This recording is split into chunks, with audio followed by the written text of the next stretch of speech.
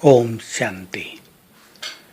हम सभी संसार में पद्मा पदम भाग्यवान हैं। अपने भाग्य को देखकर तो मुस्कुराओ। सोचें, इस जीवन में हमने इन आंखों से क्या क्या देखा जो चारों युगों में कभी नहीं देखा जा सकता, वो इन आंखों से देखा। प्रभु पालना में हमारा जीवन पला। उसने बाप रूप से हमारी पालना की, शिक्षक रूप से ज्ञान देकर बहुत पालना की, और सद्गुरु के रूप में गाइड करके वरदान देकर शक्तियां देकर हमें पालना में संपन्न किया। सोचने की बात है, ऐसी श्रेष्ठ पालना चारों युगों में किसी को नहीं मिलेगी। कभी राजाई घर में हमारी पालना होगी तो किसी की पालना साहूकार घर में होगी।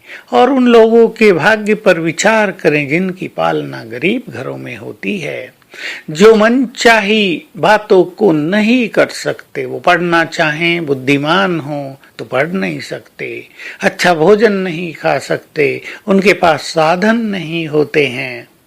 हमारी पालना हो रही है परमात्मा के द्वारा, राजाओं से भी बड़ी पालना, जिसमें उसने हमें संपूर्ण सुख भी दे दिया है, शक्तियां भी दे दी हैं, अपना प्यार भी दिया और बहुत श्रेष्ठ ज्ञान दिया है। हम प्रभु पालना में पल रहे हैं। सवेरे बाप आकर हमें उठाते हैं, रात को सुलाते हैं, फिर पढ़ाने आते हैं, ब्रह्मा भोजन खिलाते हैं। और बाबा ने कहा, कोई बच्चा दुखों में आंसू बहाए तो आकर उसके आंसू भी पहुंचते हैं। दुनिया वाले अगर ये सुने तो कहेंगे, ये कौन है?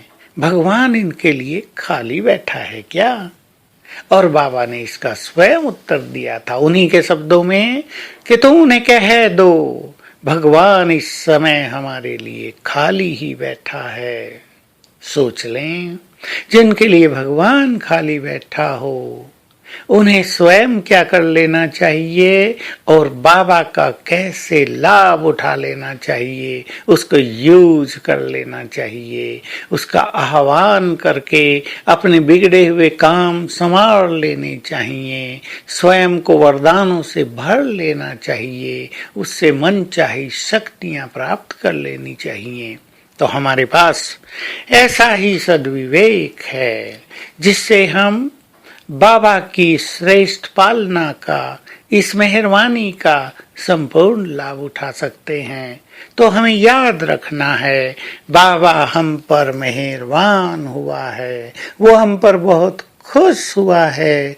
हमें उसकी इस मेहरबानी का कैसे फायदा उठाना चाहिए। बाबा ने खुद कह दिया है, बाप बंधा हुआ है, बच्चे बुलाएं तो बाप को आना ही पड़े। और हम सब तो उसके लाडले हैं।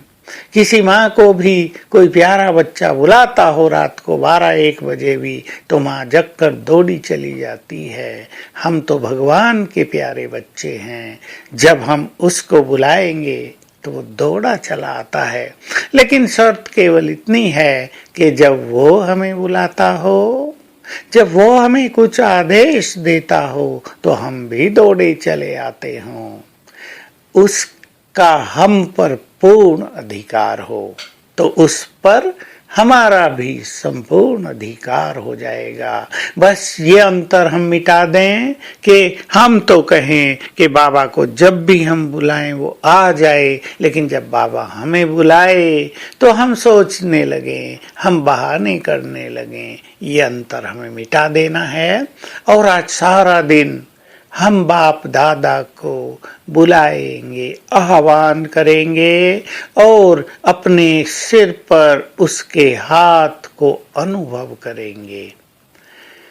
बहुत सुंदर ये अनुभव की बात है। और बाबा ने जो एक अभ्यास और सिखाया है कि तुम्हें संसार को भिन्न भिन्न रंगों की किरणें देनी होंगी, अर्थात भिन्न भिन्न शक्तियों की किरणें देनी होंगी। तो आज सारा दिन बाप दादा को बुलाने के साथ ये अभ्यास करेंगे।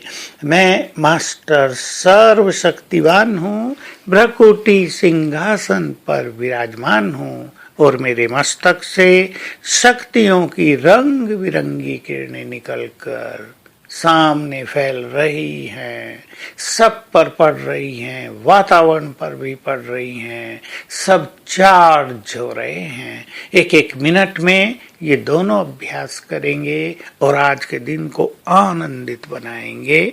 ओम शांति।